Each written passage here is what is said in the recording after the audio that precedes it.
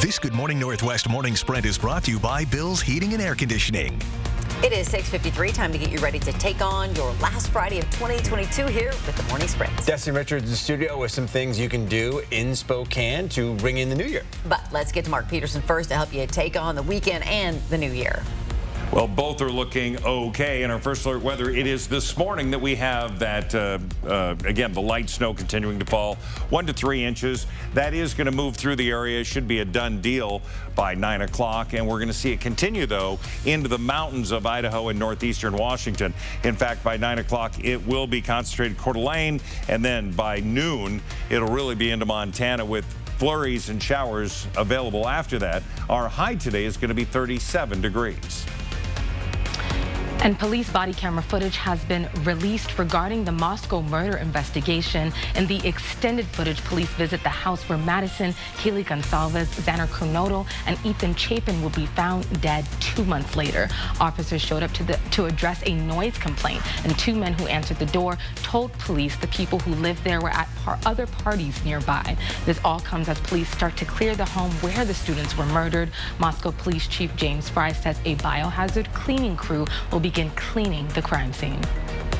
The Moscow community is still mourning the 4 tragic lives lost today. A celebration of life is being held in Coeur d'Alene for Kaylee Gonsalves and Madison Mogen at Lake City Church. The family says the event is open to the public and starts at 3 o'clock. Well, police shot a man on Interstate 90 yesterday morning. Post Falls police say officers attempted to stop a truck that was intentionally hitting other cars near Railroad Avenue and Henry Street. The driver also rammed 2 patrol cars, one on Spokane Street and another on I-90. Police shot that driver and he died at the scene. Westbound I-90 was closed for several hours in addition to other areas in Post Falls. A neighborhood south of Deer Park is on alert as the killer of an 83-year-old man still has not been caught. The medical examiner identified the victim as Richard Purdy. Investigators say they found signs of a burglary at the home Monday night. Deputies are looking for a person of interest. They describe him as white, mid-20s, about 5'10", with an average build.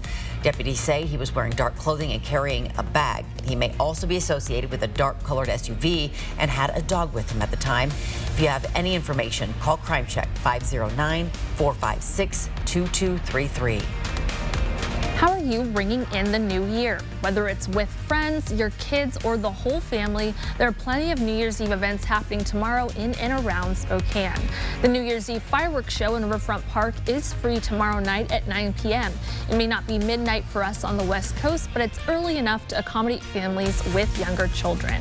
And if you're hitting up the bar and restaurant scene, you may see more Spokane police officers out and about.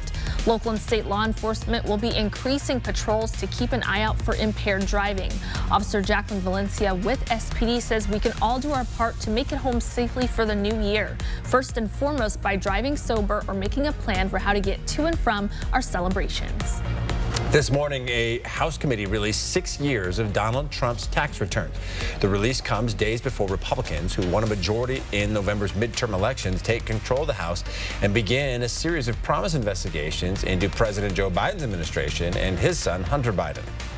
Southwest Airlines promising to return back to its normal after a service meltdown led to thousands of canceled flights this past week. Last week's winter storm triggering the operations failure. The carrier says it is resuming its full flying schedule, removing ticket sale limits and rebuilding crew schedules. Coverage of the Southwest meltdown will continue on Good Morning America. Brazilian soccer legend and winner of 3 World Cups, Pelé, has passed away. He'd been undergoing treatment for colon cancer discovered during a routine medical exam last year. Pelé was 82 years old. And senior citizens and other Social Security recipients will start getting a larger monthly benefit in January. The 8.7% annual cost of living adjustment is aimed to help them cope with inflation.